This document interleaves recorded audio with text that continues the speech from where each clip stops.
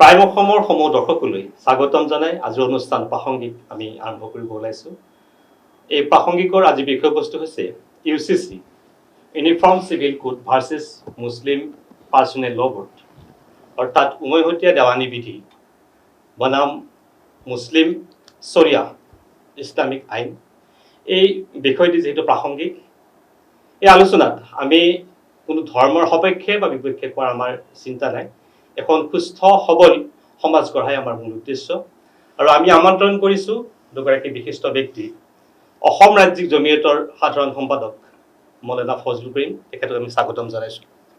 আন এগৰাকী ব্যক্তি আমাৰ মাজত উপস্থিত আছে, উত্তৰ পূব চৰিয়া সুৰক্ষা কোৰ্টৰ গুৱাহাটীৰ উচ্চ ন্যায়ালয়ৰ জ্যেষ্ঠ অধিবক্তা আনচাৰী চাহেব, চৌধুৰী চাহেব, আপোনাকো স্বাগতম জনাইছোঁ। আৰু আমি আজিৰ এই অনুষ্ঠানটো আৰম্ভ কৰিছোঁ প্ৰথম আমাৰ অসম ৰাজ্যিক জমিয়তৰ সাধাৰণ সম্পাদক ফজলুল কৰিমৰ চাহেবক আমি প্ৰশ্ন কৰিছোঁ যে ইউচিচি প্ৰয়োগ হ'লে ইছলাম সমাজত মানে কি প্ৰভাৱ পৰিব, এনেকুৱা কি প্ৰভাৱ পৰিব তিনিটাত যে ইছলাম সমাজক আঘাত আনিব। আৰু এই কথাখিনি কওঁতে আপুনি ব্যাখ্যা কৰিব ইছলামিক শৰীয়ত আইন কি, ইছলামিক শৰীয়ত আইন সম্পৰ্কত মানে কি সংজ্ঞাৰে আপুনি বুজাই দিব যে ইছলামিক শৰীয়ত আইন কি। প্ৰথম কথাটো হ'ল ইউচিচি আমি অলপ সহজ ভাষাত যদি বুজিব বিচাৰোঁ, এটা বিভিন্ন ধৰ্মৰ মাজত বিভিন্ন ধৰ্মৰ উমৈহতীয়া আইন এখন বনাবলৈ বিচৰা হৈছে। আৰু এইটো এতিয়াৰ চিন্তা নহয়, বহুত আগৰে চিন্তা। আৰু ভাৰতৰ স্বাধীনতাৰ আগৰ পৰাই এই চিন্তাটো চলি আহিছিল। কিন্তু আমি লক্ষ্য কৰিছোঁ সেইটো সময়ত মানুহ দুটা ভাগত বিভক্ত হৈছিল, বিশেষকৈ পাৰ্লিয়ামেণ্টত MP সকলো দুটা ভাগত বিভক্ত হৈছিল, সদস্যসকল দুটা ভাগত বিভক্ত হৈছিল। একাংশই কৈছিল যে ইউচিচি লাগে, আৰু একাংশই কৈছিল যে ইউচিচি এতিয়াৰ সময় হোৱা নাই, ভাৰতৰ মানুহ ইমান আগবঢ়া নাই এতিয়াও, ভাৰতৰ জনসাধাৰণ, গতিকে অকণমান এইটো লেটলি পিছলৈ দেখা যাব। ডক্টৰ আম্বেদকাৰেও কৈছিল। মূল কথাটো হ'ল ইউচিচি শৰীয়তত কি প্ৰভাৱ পেলাব। আমাৰ আটাইতকৈ ডাঙৰ কথাটো হৈছে কি, ইউচিচিয়ে শৰীয়তত বা মুছলমান সমাজতেই যে প্ৰভাৱ পেলাব এনেকুৱা নহয়। এতিয়া এনেকুৱা এটা নেৰেটিভ সৃষ্টি কৰা হৈছে আমাৰ সমাজত যে ইউচিচি আহিলে যেনিবা অকল মুছলমানৰ ওপৰতহে মানে বিশেষ প্ৰভাৱ পেলাব, যাৰ কাৰণে একাংশই মুছলমানক মানে যে এইটো মুছলমানৰ ওপৰতে প্ৰভাৱ পেলাব, আমাৰ কোনো কথা নাই, বা একাংশই আমাৰ ওপৰত প্ৰভাৱ পেলাইছে গতিকে আমাৰ প্ৰতি মানে আমিহে বেছি হুলস্থুল কৰিব লাগে, এনেকুৱা ধৰণৰ কোনো কথা নাই। মুছলমানৰ ওপৰতে প্ৰভাৱ পেলাব এনেকুৱা নহয়। অকল মুছলমানৰ ওপৰতে প্ৰভাৱ পেলোৱা হ'লে নন মুছলিম সমাজৰ একাংশক ইউচিচিৰ পৰা বাহিৰত ৰখা হৈছে, যেনেকৈ ট্ৰাইবেলসকলক বাহিৰত ৰখা হৈছে, জনজাতিসকলক বাহিৰত ৰখা হৈছে, আৰু কেইবাটাও জনগোষ্ঠীক ইয়াৰ পৰা বাহিৰত ৰখা হৈছে। ইয়াৰ পৰা বুজা যায় ইউচিচি কেৱল মুছলমানসকলৰ ওপৰতে প্ৰভাৱ পৰিব এনেকুৱা নহয়। ২ নম্বৰ কথাটো হ'ল আমাৰ যিহেতু ফাণ্ডামেণ্টেল ৰাইটছ, আপুনি ভাৰতীয় সংবিধানৰ ইণ্ডিয়ান কনষ্টিটিউশ্যনৰ 29 নম্বৰ আৰ্টিকলটো উঠাই দেখক, তাত আপুনি দেখিব অলমষ্ট 21ৰ পৰা 29লৈকে গোটেইকেইটা আৰ্টিকল পঢ়ক, আপুনি দেখিব তাত আমাক দিয়া হৈছে কি, মুছলমানক দিয়া হৈছে কি, 3টা বিষয়তো দিয়া হৈছে বা 4টা বিষয়তো দিয়া হৈছে। আপোনাক এইখিনিতে কথা মই ৰখাই দিছোঁ যে আচলতে ইউচিচিটো আমি বুজিম, কিন্তু মুছলমান শৰীয়ত আইন বা মুছলমান শৰীয়ত বিধি কি, আচলতে মুছলমানৰ শৰীয়তত কোন বিষয় আজিৰ যিটো আমি ইউচিচি যাৰ কাৰণে ইউচিচি প্ৰয়োগ কৰিবলগীয়া হৈছে, যে মুছলমানৰ শৰীয়তে কোনবোৰ আইন উলংঘা কৰিছে যাৰ কাৰণে আজি ইউচিচি প্ৰয়োগ কৰিবলগীয়া হৈছে। সেই কথা এইখিনিলৈকে মই যাম বাৰু। চৰিয়া আইন বুলি ভাৰতত কোনো চৰিয়া আইন নাই, পাৰ্চনেল ল আছে, মুছলিম পাৰ্চনেল ল এখন আছে। ইয়াতে চৰিয়া আইন বুলি কোনো আইন নাই। মুছলিম পাৰ্চনেল ল 1937তেই প্ৰথম যেতিয়া মানে কাউন্সিল হৈছিল, সেই কাউন্সিলতে তেতিয়াই পাছ কৰা আছিল, ব্ৰিটিছৰ যুগতেই, আৰু সেই আইনখনে আজিলৈকে চলি আহিছে। তো মই যিটো কথা ক'বলৈ গৈ আছিলোঁ, তো ইউচিচিত আমাৰ প্ৰথম কথাটো হ'ল, ইয়াতে মই সেই আপোনাৰ পাৰ্টটো কৈ আছোঁ বাৰু, শৰীয়তত কি প্ৰভাৱ পেলাব। মই তাৰ আগমুহূৰ্তৰ কথাখিনি ক'ব খুজিছোঁ যে আমাক ফাণ্ডামেণ্টেল ৰাইটছ দিয়া হৈছে, মই 21 আৰ্টিকল 21ৰ পৰা 29লৈকে ফাণ্ডামেণ্টেল আমাক ৰাইটছ দিয়া হৈছে এইটো যে তোমালোকে অন্ততঃ তোমালোকৰ বিবাহ বাৰুৰ ক্ষেত্ৰত নিকাহ, তালাক আৰু মিৰাজ সম্পত্তি বিতৰণ, পৰিত্যাজ্য সম্পত্তি বিতৰণ, অৰ্থাৎ মিৰাজ মানে নিজৰ পূৰ্বপুৰুষৰ সম্পত্তিৰ যিটো বিতৰণ, এই বিতৰণটো, এই তিনিটা বস্তু আমাৰ ধৰ্মীয় লেভেলত হৈ আছিল। আৰু এতিয়া UCC বনাই এই তিনিটা নিকাহ আৰু তালাকৰ ক্ষেত্ৰতটো কেতিয়াবা পাৰ্লিয়ামেণ্টে আইন বনাই দিছে, তাত আমাৰ যাবলগীয়া আৰু কথাই নাই। এটা বস্তুহে আমাৰ বাকী আছিল মিৰাজৰ ক্ষেত্ৰত। আৰু মই ভাবো UCCৰ দ্বাৰা কোনো প্ৰভাৱ তেনেকৈ সামাজিকভাৱে কোনো প্ৰভাৱ নপৰে, কিন্তু সামাজিকভাৱে কোনো প্ৰভাৱ নপৰিলেও এটা কথা আমি ক'ব খোজো যে UCCৰ দ্বাৰা বাৰম্বাৰ আমাকেই হিত কিয় কৰা হয়, UCCৰ দ্বাৰা মুছলমান সমাজখনকেই কিয় হিত কৰা হয়, বা UCCৰ জৰিয়তে মুছলমান সমাজখনকেই কিয় টাৰ্গেট কৰা হয়। এবাৰতো মুছলমান যিবোৰ দল সংগঠন আছে তেওঁলোকৰ লগত বহি ল'বও পাৰিলেহেঁতেন যে আমি এখন UCC কৰিবলৈ গৈ আছো, আপোনালোকৰ কিবা ক'বলগীয়া আছিল নেকি, গভমেণ্টে এই কামটোওতো কৰিব পাৰিলেহেঁতেন, খুব সাধাৰণভাৱে সহজভাৱে এইটো হৈ গ'লহেঁতেন। যে একাংশক খোজ কৰিবৰ কাৰণে এনেকৈ কৰাটো আমি সেই ক্ষেত্ৰত আমি অকণমান মনোকষ্ট পাইছো, কাৰণ এইখন দেশৰ আমিও এজন নাগৰিক। 2 নম্বৰ কথাটো হ'ল UCCত কেইবাটাও ভাল কথা আছে আৰু কেইবাটাও বেয়া কথাও আছে, আমাৰ বিৰুদ্ধে যোৱা কথাও আছে। ভাল যিকেইটা কথা আমি সমৰ্থন কৰিব লাগিব, আৰু যিকেইটা আমাৰ বিৰুদ্ধে যাবলগীয়া কথা আছিল এইকেইটা যদি আমি টকত বহিলোহেঁতেন, টেবুল টক কৰিলোহেঁতেন, একেলগে বহিলোহেঁতেন, তেতিয়াহ'লে নিশ্চয় সেইকেইটাও ভাল হিচাপেই মাজলৈ গ'লহেঁতেন। এতিয়া চৰিয়া আক্টৰ আপুনি কৈছে যে UCC আপোনালোকে মানি কৈছে UCC যিকেইটা কথা মানে অপপ্ৰয়োগ কৰিব বুলি ভাবিছে, আপোনালোকে ইছলাম সমাজত যিকেইটা অপপ্ৰয়োগ হ'ব বুলি ভাবিছে, এই অপপ্ৰয়োগৰ ক্ষেত্ৰত আপোনালোকে ৰোধ কৰিম বুলি ভাবিছে, এটা কৈছে। এতিয়া এই ক্ষেত্ৰত আমাৰ মানে সুধিবলগীয়া কথা আছে, যিহেতু আমাৰ মাজতে আইনৰ ব্যক্তি আছে, যে UCC প্ৰয়োগ হ'লে তেওঁ কৈছে যিখিনি অপপ্ৰয়োগ হ'ব সেইখিনিক ইছলামিক পাৰ্চনেল ল'বোৰ্ডে UCC আইনত প্ৰত্যাহ্বান জনাব পাৰিবনে? চাওক, আমাৰ যিখন সংবিধানৰ 2টা অনুচ্ছেদ, যিটো আজি ডিছকাশ্যনৰ মেইন পইণ্ট, এটা হ'ল পাৰ্ট 3 আৰু এটা হ'ল পাৰ্ট 4। পাৰ্ট 3 ফাণ্ডামেণ্টেল ৰাইটছ আৰু part 4 directive principle of state policy. এতিয়া directive principle of state policy not enforceable by law, মানে এইটো কোৰ্টে এনফৰ্চ কৰিব নোৱাৰে, আৰু ফাণ্ডামেণ্টেল ৰাইটটো কোৰ্টে এনফৰ্চ কৰিব পাৰে, যাৰ কাৰণে কোৰ্টত number of times PIL file হৈছে, জনস্বাৰ্থ মামলা দিছে। এই 1947ৰ পিছত সুপ্ৰিম কোৰ্টে বাৰে বাৰে এইটো কথা কৈছে যে এইটো আমি একো কৰিব নোৱাৰো, আইন প্ৰয়োগ কৰিব নোৱাৰো, এইটো লেজিসলেশ্যনৰ মেটাৰ, তাৰ মানে এইটো পাৰ্লামেণ্টে এইটো প্ৰয়োগ কৰিব। সেই ক্ষেত্ৰত যেতিয়া আমাৰ সংবিধানটো বনিছে, তেতিয়া আমাৰ যে মেইন আৰ্কিটেক্ট যিজন মানে ডক্টৰ আম্বেদকাৰ, তেওঁ এটা কথা কৈছিলে যে UCCখন যিটো ষ্টেট লেজিসলেচাৰে আৰ্টিকল 44 যিটো তাৰ যে ভাষা যিটো দিছিলে, ষ্টেট শ্বেল এন্ডেভাৰ শব্দটো লিখিছে। এইটো আমাৰ ধ্যান কৰিব লগা কথা আছে ইয়াতে। এন্ডেভাৰ মানে প্ৰচেষ্টা, ইম্পজিশ্যন নহয়। ইম্পজিশ্যন হয় তেতিয়া যেতিয়া বাধ্যবাধকতা এটা আইন আনি দি দিয়ে। আম্বেদকাৰৰ ষ্টেটমেণ্ট আছিলে তোমালোকে এইটো ইম্পজিশ্যন নকৰিবা, এন্ডেভাৰ কৰিবা, প্ৰচেষ্টা কৰিবা, আৰু এই জনগোষ্ঠীৰ লগতে এই কমিউনিটিৰ লগতে যাৰ ওপৰত আইনটো আনিব, সিহঁতৰ স্কলাৰ যেজন আছে, ইছলামিক স্কলাৰ কওক আৰু ৰেচপেক্টিভ যিবোৰ মানে আন মানে এই কমিউনিটি আছে, সিহঁতৰ স্কলাৰৰ লগতে আলোচনা কৰি যিমানখিনি এই হেৰিৰ আণ্ডাৰে UCCৰ আণ্ডাৰে আনা যায় ইমানখিনি প্ৰয়োগ কৰিবা, এইটো আম্বেদকাৰৰ মেছেজ। আৰ্টিকল 44 যিটো আমাক কনষ্টিটিউশ্যনে যিখিনি ডাইৰেকশ্যন দিছে যে ষ্টেট শ্বেল এন্ডেভাৰ, মানে প্ৰচেষ্টাৰ কথা কৈ আছো, যে এই হিচাপে অসম গভৰ্ণমেণ্টে কি যিকোনো গভৰ্ণমেণ্টে এই প্ৰচেষ্টাটো লৈছে এটা ৱেলফেয়াৰ ষ্টেটৰ কথা, ইণ্টেনশ্যনটো নট বেড। আমাৰ এক্টত যিখিনি দিছে, আমাৰ কনষ্টিটিউশ্যন এইটো ইণ্টেনশ্যনটো বেয়া নহয়। এতিয়া কথাটো হ'ল এইটো ইমপ্লিমেণ্টেশ্যনৰ যদি আমাৰ এইটো চাব লাগিব আমাৰ গভৰ্ণমেণ্টৰ কি মটিভ আছে। গভৰ্ণমেণ্টৰ যদি মটিভ ৱেলফেয়াৰ হৈ থাকে তেনেহ'লে এইটো সব সমাজৰ কাৰণে এইটো ভাল।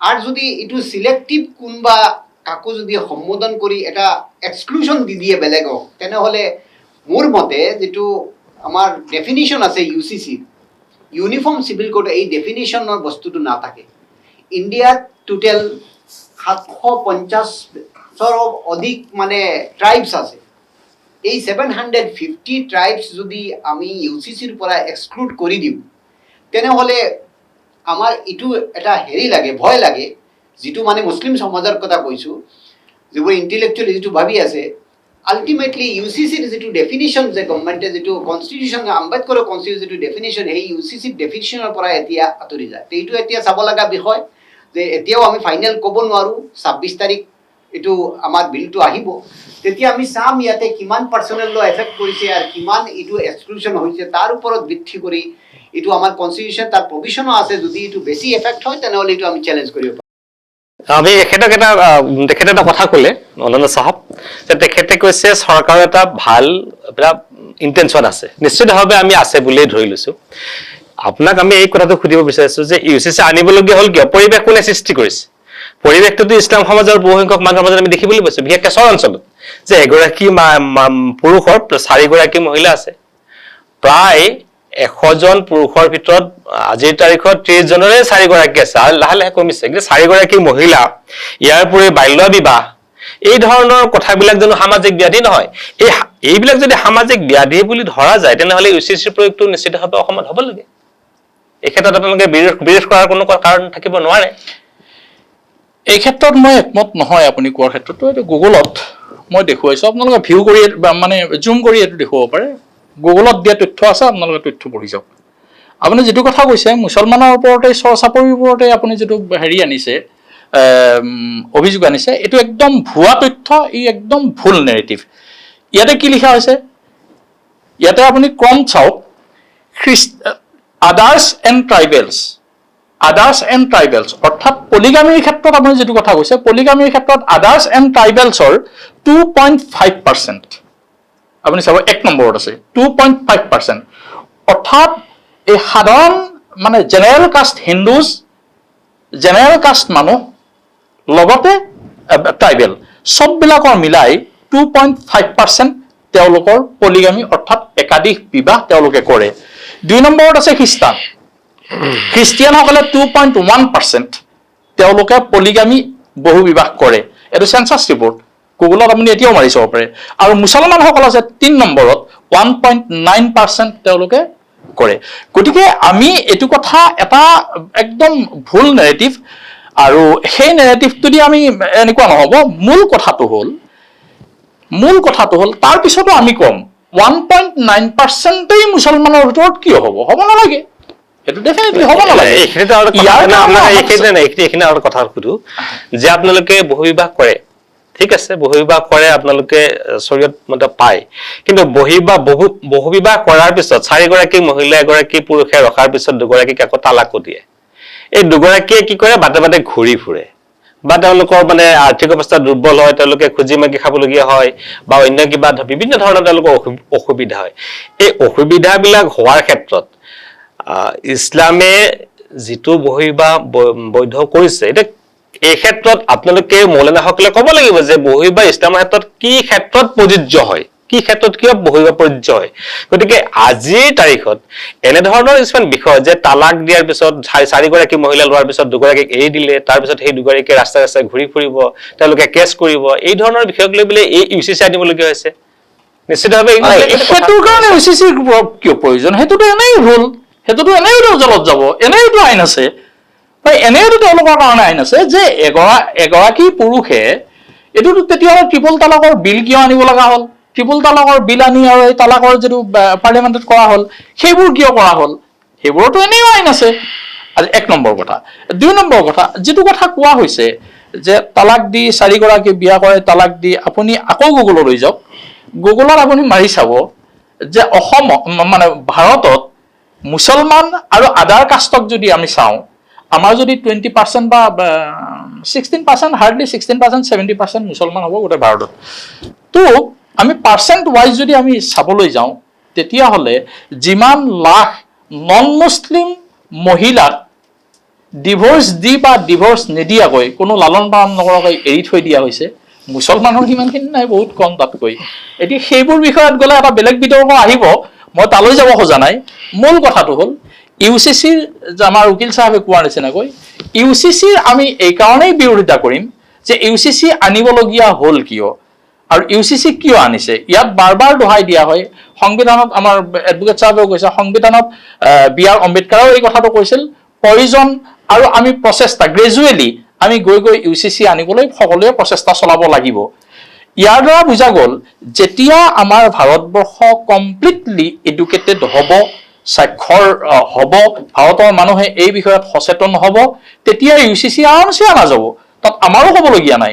নহ'লে গভমেণ্টে যে ইউচিচি আনি আছে, কিয় ইমানবোৰ ট্ৰাইবেলক এৰি থৈ ট্ৰাইবেল জনগোষ্ঠীবিলাকক এৰি কেনে কিয় বনাব লগা হ'ল? ইয়াৰ দ্বাৰা বুজা গ'ল যে প্ৰতিটো অসমৰ প্ৰতিটো জনগোষ্ঠী ইউচিচি বনোৱাৰ কাৰণে প্ৰস্তুত এতিয়াও হোৱা নাই। এই ক্ষেত্ৰত আপোনাক আমি আৰু এটা কুৱেশ্যন কৰিব বিচাৰিছো যে ইউচিচি বৰ্তমান চৰকাৰখনে আনিব বিচাৰিছে কি আপুনি এইটো ক'ব বিচাৰিছে নেকি ইউচিচি কেৱল মুছলিমকে টাৰ্গেট কৰি বনাব লৈছে নেকি? এই ধৰণৰ কথা আপুনি ক'ব বিচাৰিছে? এইটোতো আৰম্ভণিতেই মই কৈছো যে মুছলমানে এই কথাটো ভাবিব নালাগে কেৱল মুছলমানক টাৰ্গেট কৰিয়ে এইটো বনোৱা হৈছে। কাৰণ মুছলমানক টাৰ্গেট কৰিয়ে যদি বনোৱা হ'লহেঁতেন তেতিয়াহ'লে তো ইয়াত বহুত কেইটা আৰু সম্প্ৰদায় আছে, ইয়াত বহুত কেইটা হিন্দু সম্প্ৰদায়ৰ ভিতৰত অন্তৰ্ভুক্ত হৈ আছে, কিন্তু চিমিলাৰ কৰিব বিচৰা হৈছে। আৰু চিমিলাৰ কৰিব বিচৰা হয়তো তাতো আমাৰ আপত্তি নাই, হওক চিমিলাৰ হওক, কিন্তু বাৰম্বাৰ আমাৰ ধৰ্মৰ দোহাই দিয়া হৈছে, নেৰেটিভ সৃষ্টি কৰা হৈছে, সেইটোৰ মই বিৰোধী যে উৰা বাতৰি কৰা হৈছে। উদাহৰণস্বৰূপে আপুনি যিকেইটা কথা সন্মুখত ৰাখিছে, ধন্যবাদ, এইকেইটা কথাই সন্মুখত সাধাৰণতে আহে। এই কথাকেইটা যে আহে, এইকেইটা কথা কেৱল ইছলামকেই কোৱা হৈছে যে তোমালোকেই 4জনীকৈ বিয়া কৰোৱা, কেৱল তোমালোকেই এনেকৈ তোমালোকেই মহিলাসকলক সম্পত্তিৰ অধিকাৰ নিদিয়া, তোমালোকেই এইটো কৰা, সেইকাৰণে ইউচিচি অনা হৈছে। এই যিটো নেৰেটিভ সৃষ্টি কৰা হৈছে, এই নেৰেটিভটোৰ আমি সম্পূৰ্ণ বিৰোধী। কথাটো তেনেকুৱা নহয়, অকল মুছলমানে কৰে এনেকুৱা নহয়, মুছলমানেও কৰে, যেনেকৈ ভাৰতৰ বা অসমৰ অন্যান্য জাতি জনজাতিৰ ভিতৰত হৈ আছে তেনেকুৱা হৈ আছে। কিন্তু আমাৰ কথাটো হ'ল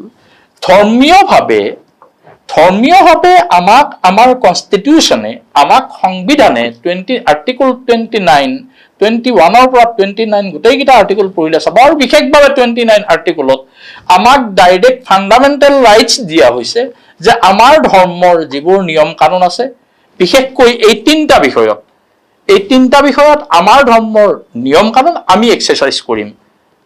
যেহেতু আমি এক্সাৰচাইজ কৰিম, আমাক অধিকাৰ দিয়া আছে, তেতিয়াহ'লে ইউচিচি আহি সেই তিনিটা বিষয়ও আমাৰ হাতৰ পৰা টানি ল'বলৈ বিচৰাৰ ইণ্টেনশ্যনটো কি?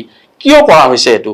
কিয় একাংশ মানুহক খোজ কৰিবলৈ, একাংশ মানুহক বিশেষভাৱে মানে তেওঁলোকে ভাল পাবলৈ এইটো কৰা হৈছে নে এইটো কি কৰিব খুজিছে কি?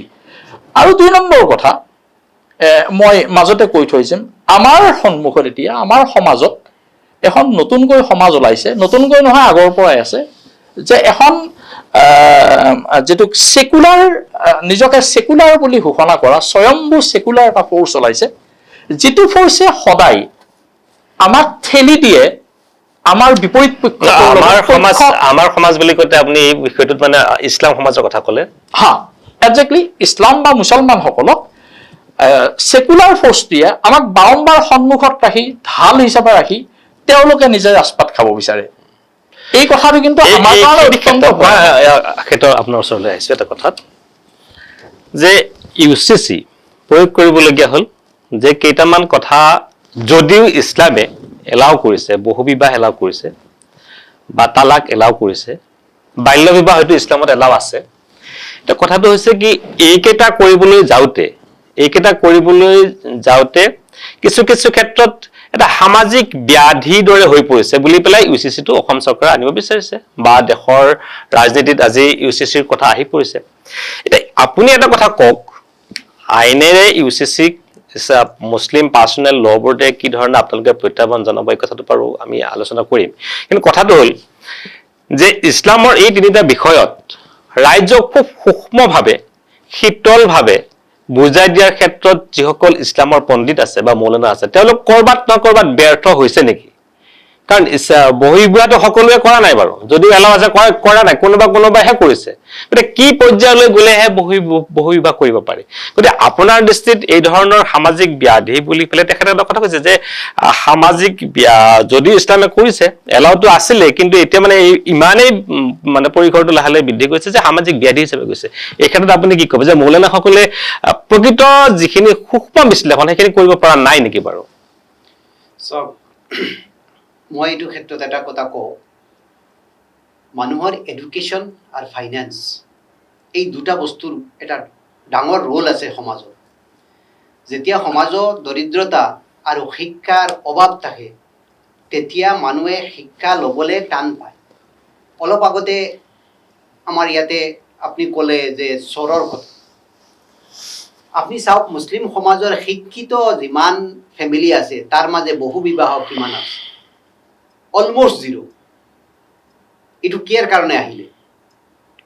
কাৰণ সিহঁতৰ শিক্ষাৰ কাৰণে। ছেকেণ্ড হ'ল সিহঁতৰ এমপ্লয়মেণ্ট কি চ'ৰ্চ অফ ইনকাম থকাৰ কাৰণে। মানুহে যেতিয়া শিক্ষাৰ পৰা ডেপ্ৰাইভ হ'ব, মানুহে যেতিয়া তাৰ ইনকামৰ পৰা তাৰ আৰ্নিঙৰ পৰা ডেপ্ৰাইভ হ'ব, তেতিয়া এই মানুহকেইটা সিহঁতে যোৱাৰ কোনো ৰাস্তা নাই এক্সেপ্ট পপুলেশ্যন ইনক্ৰিজিং। জনসংখ্যা বৃদ্ধি ছাড়া বেলেগ কোনো ৰাস্তা নাই। এই জনসংখ্যা বৃদ্ধি ইয়াৰ পৰা কামাই পইচাটোকে হেৰি কৰে। ইয়াৰ কাৰণে মই এটা ছাজেশ্যন আৰু মই এটা কথা কওঁ, গভৰ্ণমেণ্টৰ মুছলিম সমাজৰ যদি কিবা উপকাৰ কৰিব বিচাৰে আৰু মুছলিম সমাজৰ সঁচাকৈ যদি এটা ড্ৰাইভ কৰিব বিচাৰে, তেনেহ'লে UCCৰ লগে লগে সিহঁতৰ মানে প্ৰপাৰ সিহঁতৰ যে পভাৰ্টি যে দাৰিদ্ৰতা আপলিফমেণ্ট কৰাৰ কাৰণে আৰু শিক্ষাৰ কাৰণে বেছি ইম্পৰ্টেঞ্চ লাগে। আমাৰ মুছলিম সমাজত যিমান ঘটনা আজি এটা নেৰেটিভ সৃষ্টি কৰা হৈছে, এটা কোৱা হৈছে যে মুছলমানখিনি এনেকুৱা, তাৰ মাজে যিমান ইনষ্টেঞ্চ পাব আপোনালোকে দেখিব এই দৰিদ্ৰ দুখীয়া মানুহৰ ফেমিলি। সেই হিচাপে আমাৰ UCCৰ যিটো প্ৰাৱধান, যিটো ইয়াতে গভৰ্ণমেণ্টে যিটো কৈছে, ডেফিনিশ্যনটো ঠিকেই আছিলে, কিন্তু এই ডেফিনিশ্যনটো যেতিয়া এপ্লাই কৰিব গৈ আছে তেতিয়া আমি যিখিনি বাধাৰ সন্মুখীন এতিয়া হ'ব লগা হৈছে, তাতে আমাৰ সিদিন মাননীয় মুখ্যমন্ত্ৰী ডাঙৰীয়াই কিছু বাইট দিছে, যিটো বাইটটো আমি শুনিছোঁ যে ইয়াতে ধৰ্মীয় যিটো পাৰ্চনেল লত আমি আঘাত নঅনাকে আমি এইটো চাইডত যিমানখিনি ডেভেলপ, যিমানখিনি পাৰোঁ আমি এডপশ্যন, পলিগেমি আৰু ইনহেৰিটেঞ্চ এইবোৰ ক্ষেত্ৰত আমি আইন বনাম। এতিয়া মেৰেজৰ ক্ষেত্ৰত অলৰেডি আইন বনি গ'ল। Compulsory marriage registration act 2024 already গভৰ্ণমেণ্টে কৰিলেই। সুতৰাং UCCৰ এইটো এটা সাংঘাতিক একটা সফল ষ্টেপ গভৰ্ণমেণ্টে ল'লে। যদিও এইটো আমি চেলেঞ্জ কৰিছোঁ, বহুত মুছলিমে এইটো চেলেঞ্জ কৰিছে, এতিয়াও কেছ পেণ্ডিং আছে। কাজি এক বাতিল কৰিছে, 1935ৰ এক্টও বাতিল কৰিছে, কৰি নতুন এটা মেৰেজৰ সংক্ৰান্ত যিটো বয়সৰ কথা আছে, বয়সটোৰ কাৰণে এইটো অলৰেডি শেষ। ঠিক আছে, আপুনি ভাল কথা এটা ক'লে যে যিটো মুখ্যমন্ত্ৰীয়ে কৈছে, যিটো কথা ক'লে যে আপোনাৰ কি কয় এইটো মেৰেজৰ ক্ষেত্ৰত তেখেতে মানে কি সহমত প্ৰকাশ কৰা বুলি ক'লে ন? অলৰেডি এইটো মানে হেৰি কৰি আপোনাক মই কৰিম চাহাবক এটা প্ৰশ্ন কৰিছো যে আপোনালোকে এই কাৰণে আমাৰ মনত কিছুমান সন্দেহ হয়, প্ৰশ্ন মানে উদয় হয় যে মৌলানা বা যিসকল ইছলামিক পণ্ডিত আছে তেওঁলোকৰ যিখন সমাজ আছে বা তেওঁলোকে যি ধৰণৰ বক্তৃতা দিয়ে, এই বক্তৃতাত তেওঁলোকে কিছুমান কথা প্ৰকাশ কৰে যে ইছলামত বহু বিবাহ আছে, ইছলামত বাল্য বিবাহ আছে, ইছলামত তালাক আছে। এটা কথা যে আছে নকৈ, আছে আপোনালোকে কৈছে, ঠিকেই আছে কাৰণে কৈছে, কিন্তু বহু বিবাহ কৰিলে কি পৰ্যায়ত বহু বিবাহ কৰিব পাৰি, কি পৰ্যায়ত তালাক দিব পাৰি, বা বহু বিবাহ কৰিলে সমাজৰ আমি কি ধৰণে বাধা আমাৰ মাজত, সমাজত কি ধৰণৰ বিশৃংখল আহিব পাৰে, এটা পৰিয়ালত কেনেধৰণৰ অশান্তি আহিব পাৰে, এইবোৰ কথা আপোনালোকে কিয় বিশ্লেষণ নকৰে? ৰাইজক বিজয় কেনে দিয়ে যে এগৰাকী মানুহে 4গৰাকী মহিলা গ্ৰহণ কৰাৰ পিছত সেই মহিলা কেইগৰাকীক ভৰণ পোষণকে ধৰি অন্যান্য যিখিনি কথা আছে তেওঁৰ কাৰণে মেইনটেইন কৰাটো ইমান সহজ কথা নহয়। গতিকে এখন সুস্থ সমাজ গঢ়িবৰ কাৰণে আপোনালোকে সেই ধৰণৰ সূক্ষ্ম চিন্তা ৰাইজৰ ওচৰত ব্যক্ত নকৰি পেলাই একাংশ, মই দেখিছো একাংশ ব্যক্তিয়ে যে বহু বিবাহ আছে বুলি কৈ থলে এইমতে ইছলামে বহু বিবাহ কৰিলে, কি পৰ্যায়ত পাৰি কৰিব নিবিচাৰে। গতিকে এই ধৰণৰ কথাবিলাকত আমি ভাবো যে মৌলানা সমাজ বা ইছলামৰ পণ্ডিতসকলৰ কিছু ব্যৰ্থতা আছে নেকি, ব্যৰ্থ হৈছে নেকি, যে পুংখানুপুংখভাৱে তেওঁলোকে বুজাই দিব পৰা নাই নেকি সমাজক? এই ক্ষেত্ৰত এই কথাটো আপুনি আগতে উল্লেখ কৰিছে। প্ৰথম কথাটো হ'ল মই বহু ঠাইত শুনিছোঁ, বহু প্ৰগতিশীল ইণ্টেলেকচুৱেল লোকসকলে এই কথাটো সন্মুখত ৰাখে, মুছলমানসকলৰে বহুতে এই কথাটো কোৱা, বহুতৰ মুখতো শুনিছোঁ, ছ'চিয়েল মিডিয়া যোগেও এনেকুৱা সুধিছোঁ যে যিটো একাধিক বিবাহ, এই একাধিক বিবাহটো মানে বিভিন্ন চৰ্ত সাপেক্ষেহে কৰিবলৈ ইছলামে দিছে, নহ'লে কৰিব নালাগে, এই ধৰণৰ যিবোৰ কথা, তেনেকুৱা ধৰণৰ মই যিমান দূৰ পঢ়িছোঁ, মই কোৰ্চত পূৰা মৌলানাও পাছ কৰি আহিলোঁ, মই কোনো কিতাপত আজিলৈকে এনেকুৱা ধৰণৰ কথা পোৱা নাই। কোনোবাই নিজা ব্যক্তিগতভাৱে এইবোৰ চৰ্ত লগাইছে যে এই চৰ্তৰ ভিত্তিত দুজনীকৈ বিয়া কৰিব পাৰে। দুজনীকৈ বিয়া কৰাৰ ক্ষেত্ৰত বা একাধিক বিবাহৰ ক্ষেত্ৰত আপুনি যদি চাই, ইয়াকো আপোনাক মই ক'ম যে আপুনি এবাৰ গুগললৈ গৈ চাওক, দেখিবলৈ পাব চেঞ্চাছ ৰিপৰ্টে কি কৈ আছে, ষ্টেটিষ্টিকেল ৰিপৰ্ট কি অসমৰ ক্ষেত্ৰত বা ভাৰতবৰ্ষৰ ক্ষেত্ৰত।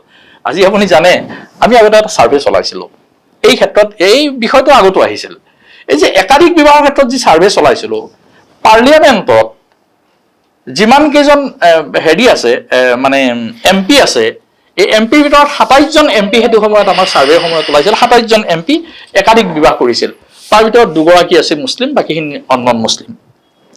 আজি ওচৰে পাজৰে আপুনি যদি যায়, ৱৰ্ল্ডৰ আটাইতকৈ বেছি মহিলা বিবাহ কৰা মানুহজন কোন? তেওঁ হ'ল মিজোৰামৰ, 77জনী নে 78জনী কিবা কিমানজনী তেওঁৰ হেৰি আছে, পৰিয়ালেই হৈছে 400টা কিমান পৰিয়াল। আপোনাক কথাটো সুধিছো, কোনোবাই 77টা বা 80টা কোনোবাই বিয়া পাতিছে, তেওঁলোকৰ ব্যক্তিগত কথা। এতিয়া আপোনাক মই এই ধৰণৰ কুৱেশ্যন কৰিছো যে একে আয়ৰ দুজন ব্যক্তি, তেওঁ বিয়া কৰাইছে এজনী, আৰু এজনে বিয়া কৰাইছে 4জনী। এই এজনী বিয়া কৰাজনৰ গিৰিয়েক ঘৈণীয়েক আৰু 2জন ল'ৰা আছে, মুঠ পৰিয়াল হ'ল 4জন। আৰু এওঁৰ কি হ'ল, তেওঁক লৈ পৰিয়াল হ'ল 5জন, আৰু তাৰ পৰা সন্তান যদি এজনো জন্ম হয়, তেখেতৰ হ'ল 9জন। একে আয়ৰ ব্যক্তি এই 9জনৰ যিটো লাইফষ্টাইল হ'ব, দৈনন্দিন জীৱন নিৰ্বাহৰ যিটো পদ্ধতি, এই একে আয়ৰ এইজন মানুহৰতো নিশ্চয় বেয়া হ'ব। গতিকে একে আয়ৰ দুজন ব্যক্তিয়ে বহুবিবাহ কৰাৰ পিছত তেওঁলোকৰ যিটো লাইফষ্টাইল, এইটো বেয়া হৈ গ'ল আৰু দুজনীৰ ভাল হৈ গ'ল। গতিকে একাংশ চৰৰ মুছলমানৰ সেইটোৱে অৱস্থা হৈছে। তেতিয়াহ'লে আপোনাৰ যদি সেইটো লজিক হয়, তেতিয়াহ'লে মই এটা লজিক দিওঁ, মই মছজিদত 10,000 টকা দৰমহা পাওঁ, আৰু এজন DC বা ADC আমাৰ এই মুছলমান সেইখন সমাজত সেই মাৰ্কেটখনতেই বজাৰ কৰি খাই আছে, 1.5 লাখ টকা 2 লাখ টকা দৰমহা পায়, আপুনি ইয়াক কেনেকৈ জাষ্টিফাই কৰিব? আমি সেই কথাটো কোৱা, আপুনি জাষ্টিফাই কৰক। আমি কৈ আছো যিটো মুহূৰ্তত এজনী বিয়া কৰালেও হয়, তাতে আপোনালোকৰ বহুবিবাহ থকাৰ কাৰণে আপোনালোকে যে 4জনী বিবাহ কৰিব, কথাটোতো আমি আপোনাক মই পোনপটীয়াকৈ এই প্ৰশ্নটো কৰিছো যে 100জন মানুহৰ ভিতৰত 90জনে এজনীকৈ বিবাহ কৰিছে, আৰু বহুবিবাহ থকাৰ কাৰণে কোনোবাই মানে 10জনে বেছি কৰিছে। এতিয়া আমি এই কথাটো ক'বলৈ গৈছো, য'ত এজনী বিয়া কৰালৈ হৈ যায়, বহুবিবাহ ইছলামত থাকিল বুলি আপোনালোকে 4-5জনীকৈ বিয়া কৰাই ল'ব, এইটো কি ইছলামে ইয়াক এলাউ কৰিছে নেকি? এই কথাটোৱে মোৰ কথাখিনি কমপ্লিট হ'বলৈ দিয়ক। যদি মাপকাঠি বা ক্ৰাইটেৰিয়া এইটোৱেই হয় ইনকাম, তেতিয়াহ'লে মই ক'ম গভমেণ্টে সকলো ইনকাম একে কৰি দিব লাগে, চাইনাৰ নিচিনাকৈ। চাইনাই যিটো পৰা নাই, ছোভিয়েট ৰাছিয়াৰ যিটো এই যে মনচেভিক বলচেভিকৰ দিনত তেওঁলোকেও পৰা নাই। আপুনি ইনকাম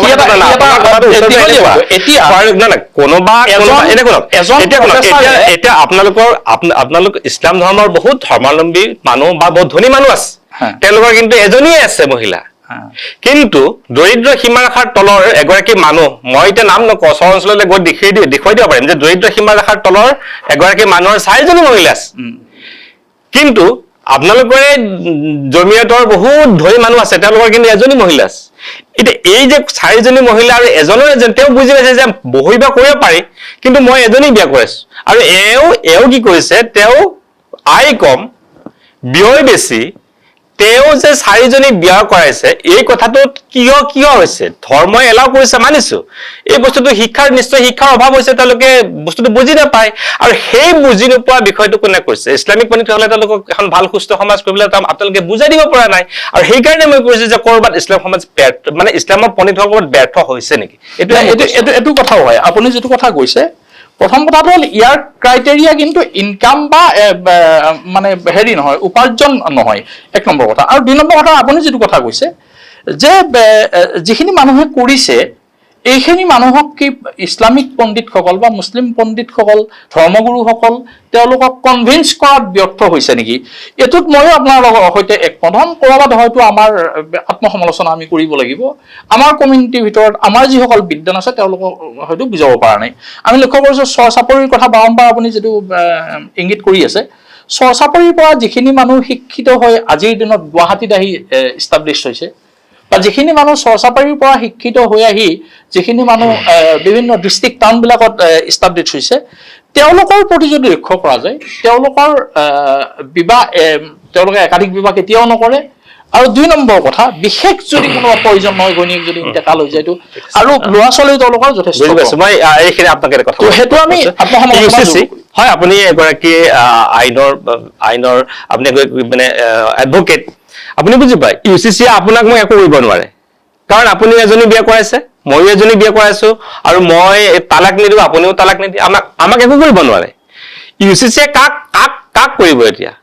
যে আপোনালোকৰ যিসকলে বুজি নাপায়, জীৱন নিৰ্বাহৰ কথা বুজি নাপায়, যে সেই সাধাৰণ মানুহ যে দায়িত্বশীল মহতল পাক কৰিছে, তেওঁলোকৰহে 4-5টা ঘৈণীয়েক আছে, তেওঁলোকেহে 10-15জন জন্ম দিছে, যাৰ কাৰণে তেওঁলোকৰ এটা বিশৃংখল পৰিৱেশ সৃষ্টি হৈছে।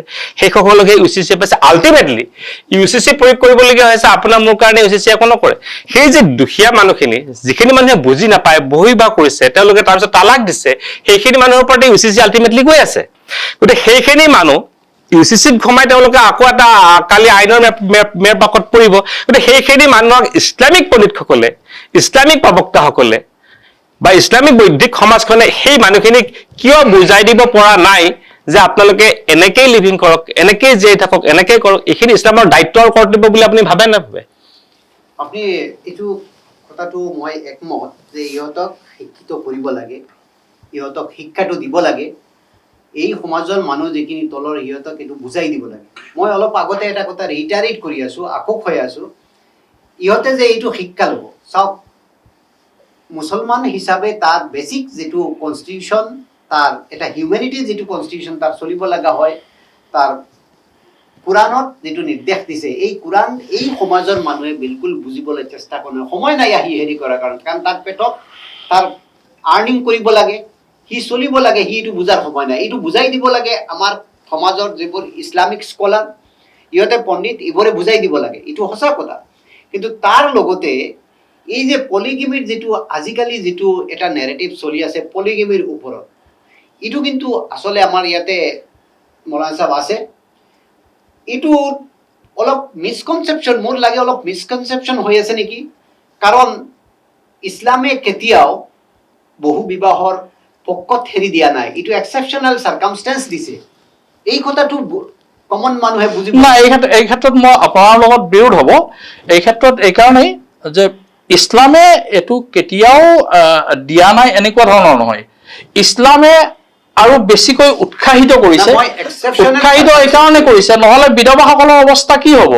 যিসকল মানুহবোৰ যিসকল সেনাগৈ বিভিন্ন যুদ্ধ বিগ্ৰহত ইন্তেকাল হয়, তেওঁলোকৰ সেই মিছেছসকল কলৈ যাব? তেওঁলোকৰ ঘৈণীয়েকবোৰ কলৈ যাব? আপোনাক মই ৱৰ্ল্ডৰ তথ্য এই কথাটো এই কথাটো ঠিকে কৈছে। আপোনাৰ তথ্যটো ঠিকে আছে, আপুনি ঠিকে কৈছে যে যিসকল মানে বিধৱা সেইসকল ইছলামে বিয়া কৰাইছে, ঠিক আছে, মানি লৈছো। এতিয়া সেই ধৰণৰ কথা নকৰি পেলাই আজি কি কৰিছে যে শতকৰা চৰ্চাপৰিটো শতকৰা 40-50 জন মানুহে সেইবিলাক নিয়মটো পালন কৰা নাই। তেওঁলোকে যাকে ইচ্ছা তাকে বিয়া কৰে। এইটো আপুনি চাব 4 নম্বৰত আছে। অৰ্থাৎ মুছলমান কমিউনিটি বহু বিবাহৰ ক্ষেত্ৰত 4 নম্বৰত আছে, আগত আৰু 3টা বেলেগ বেলেগ কমিউনিটি আছে। আপুনি অৰুণাচলৰ গোটেইকেইজন মুখ্যমন্ত্ৰী চাওক, স্বাধীনতাৰ পৰা আজিলৈকে। এক মিনিট ছাৰ, মই কথাটো ফিনিছ কৰি, অৰুণাচলৰ গোটেইকেইজন মুখ্যমন্ত্ৰী কওক, পেমা খাণ্ডুৰ কেইজনী ঘৈণীয়েক, ঠিক তেনেকুৱা আগৰ যে দৰ্জী খাণ্ডু আছিল কেইজনী ঘৈণীয়েক, যিমান কেইজন এতিয়ালৈকে নৱাম তুৰ্কী কেইজনী ঘৈণীয়েক, মুকুট মিথিৰ কেইজনী ঘৈণীয়েক। এয়া মুছলমান সমাজতে বেছি এনেকুৱা নহয়, বহু বিবাহ কেৱল মুছলমান সমাজতে বেছি এনেকুৱা নহয়। আপুনি তাজাকিস্তান যাওক, ৱৰ্ল্ডৰ, মই মাত্ৰ এটা পইণ্ট কৈ শেষ কৰিছো, আপুনি ৱৰ্ল্ডৰ কেইবাখনো কাণ্ট্ৰি আছে য'ত একাধিক বিবাহৰ কাৰণে মহিলাসকলে মহিলা সমিতি বনাই লৈ তেওঁলোক চৰকত ওলাই আহিছে। যদি তুমি মৰ্ড হোৱা তেতিয়াহ'লে এজনতকৈ বেছি বিবাহ কৰা। তাৰ কাৰণটো কি? বিশেষকৈ তাজাকিস্তানৰ কৈছো কোৱা মই গাড়ী তুৰ্কমেনিস্তানৰ কথা কৈছো তাত কি হৈছে তাত পুৰুষৰ এগেইনষ্টত মহিলাৰ সংখ্যা ইমান বেছি পুৰুষৰ এগেইনষ্টত মহিলাৰ সংখ্যা ডাবল এতিয়া তাত তেওঁলোকে সেইটো দাবী কৰিছে আমাৰ ইয়াতো ভাৰতৰ ক্ষেত্ৰত যেনেকৈ ভ্ৰূণ হত্যা কৰা হয় অৰ্থাৎ মহিলা শিশুৰ যি হত্যা কৰা হয় ভ্ৰূণ হত্যা কৰা হয় তাৰ কাৰণে ভাৰতবৰ্ষত মহিলাৰ সংখ্যা কম যাৰ কাৰণে সেই পৰিস্থিতিটো আমাৰ ইয়াতে অহা নাই কিন্তু ৱৰ্ল্ড লেভেলত যেতিয়া বিশ্বজনীন এটা ধৰ্ম হ'ব বিশ্বজনীন ধৰ্মটোই বাৰম্বাৰ অধিক বিবাহৰ কাৰণে তেওঁলোকৰ যেতিয়া মাৰ্কেটত হেৰি কম হ'ব তেতিয়াতো তেওঁলোকৰ মূল্যটো বৃদ্ধি হ'ব আমি এই কথাটো কৈছো যে ইছলামত আপোনাক সুধি আছো ইছলামত বহুবিবাহ আছে এইটো আনুগত্য আমি ৰাখিলেই হ'ল কিন্তু মইতো বহুবিবাহ আছে বুলি মইতো কৰিবলৈ যোৱা নাই এতিয়া যিসকলে কৰি আছে সেইসকলক আমি কৈছো যে সেইসকলক মানে বুজাই দিব লাগে যে বহুবিবাহ কৰিব নালাগে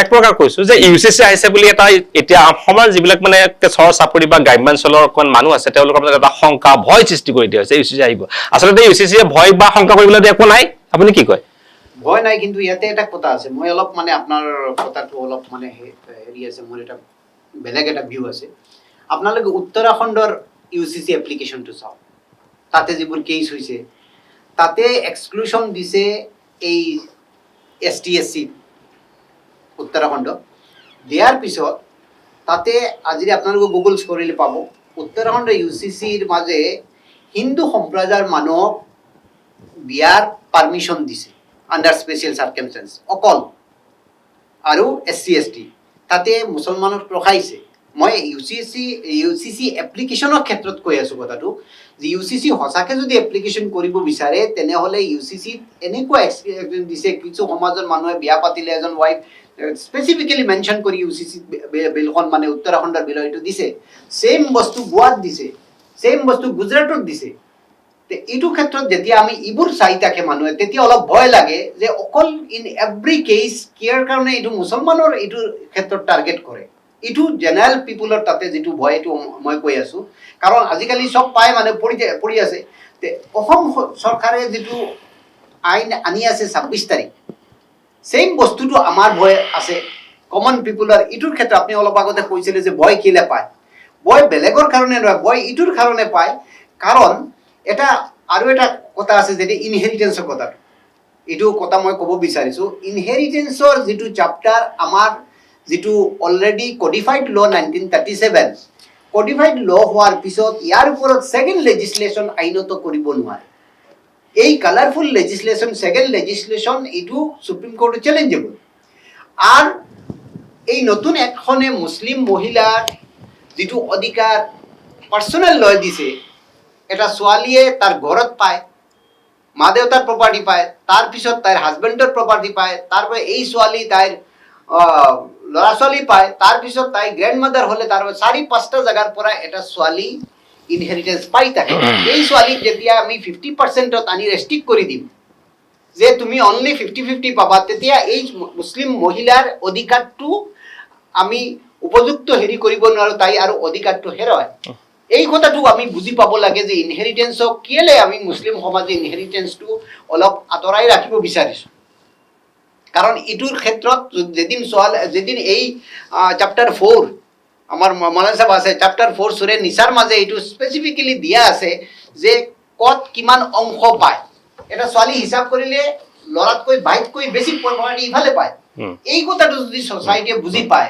তেনেহলে UCC ইনহেৰিটেন্সৰ ক্ষেত্ৰত ময়ো নিজৰ মত ইনহেৰিটেন্সৰ ক্ষেত্ৰত UCC এপ্লিকেবল আমি ঠিক আছে আমি অনুষ্ঠানটো ৰাখি যেটো শেষ কৰিব লাগিব মৌলানা সাহেব আপোনাক এটা কথা সুধিছো যে UCC প্ৰয়োগ হলে আপোনালোকে কোনপটেকে ইয়াৰ বিৰোধিতা কৰিব নেকি ডেফিনেটলি আমি বিৰোধিতা কৰিম আমাৰ এই বিৰোধিতা মানে লিগেলি হ'ব এই বিৰোধিতাৰ কাৰণে আমি কোনো আন্দোলন বা আমি ফাইটত যাব নিবিচাৰিম কিন্তু আমি কোৰ্টৰ জৰিয়তে হলো আমাৰ আইনৰ জৰিয়তে আপোনালোকে চাব জৰুৰ বিৰোধিতা কৰিম আৰু আপোনাক আমি সুধিব বিচাৰিছো যে UCC প্ৰয়োগে মুছলমানৰ মাজত ভয় শংকাৰ কিবা কাৰণ মই অলপ আগতে যেটো কৈছো ভয় ইটো হল যেটো মানে আপনার গোয়া উত্তরাখণ্ড গুজরাটও যেনেকুৱা মানে ডেপ্ৰাইভেশন হৈ আছে ইটো যদি হৈ থাকে ইয়াতেও হৈ আছে আৰু যদি অসমৰ মুখ্যমন্ত্ৰী ডাঙৰীয়া যেনেকা কৈছে যে আমি মুছলিমৰ আমি মানে পাৰ্সোনেল লবোৰৰ ডিউ ৰেসপেক্ট আমি বাকিখিনি আমি হেৰি কৰো তেনেকুৱা যদি পজিটিভ হয় তেনেহলে আমি স্বাগতম কৰিম কিন্তু যদি এটো পাৰ্সোনেল ল যেটো কোডিফাইড ল যদি আঘাত কৰে তেনেহলে এটো মুছলিম সমাজে হয়তো এটো আইনৰ দাল ল'ব পাৰে হয় আমি যেটো অনুষ্ঠান আজিৰ এই অনুষ্ঠানত দুগৰাকী ব্যক্তিক আমি আমন্ত্ৰণ জনাইছিলো বিষয়টো যেটো আমি আলোচনা কৰিছো এই ধৰণৰ বিষয় আসলতে আমাৰ আলোচনাৰ এটা প্ৰাসংগিকতা এটা আছে কাৰণ এছাম মুছলিম সম্প্ৰদায়ৰ লোকে যে ভয় খাইছে ইউচিচি আনিলে যে ইছলাম সমাজত ভয় এটা শংকাৰ কাৰণ থাকিব পাৰে বুলি কৈছে গতিকে এই বিষয়টো আমি চৰ্চালৈ আনিলো দুগৰাকী ব্যক্তিয়ে এই বিষয়টোত আমাক নিশ্চয় কথাটো বহলভাৱে ক'লে আৰু আমি বুজিলো নিশ্চিতভাৱে যদি অসমত এই আইন প্ৰয়োগ হয় তেনেহলে কৈছে যে ৰাজ্যিক জমিয়তে আইনীভাৱে যুঁজ কৰি চাব ইয়াক প্ৰত্যাহ্বান জনাবলৈ আৰু একেতে কৈছে যে আসলতে ভয় শংকাৰ কোনো কাৰণ নাই নিশ্চিতভাৱে আগন্তুক সময়ে ক'ব আৰু আমাৰ উদ্দেশ্য যে সকলোৱে ভাৰতৰ গণতন্ত্ৰক মানে হাৰুগত কৰি আমি সংবিধানক শ্ৰদ্ধা ভক্তি জনাই ধৰ্মনিৰপেক্ষ ৰাষ্ট্ৰ হিচাপে এখন সুস্থ সমাজ গঢ়া আমাৰ দায়িত্ব সকলোৰে আছে গতিকে সকলোকে পুনৰবাৰ ধন্যবাদ জ্ঞাপন কৰি আজিৰ অনুষ্ঠান ইমানতে সামৰিছো ধন্যবাদ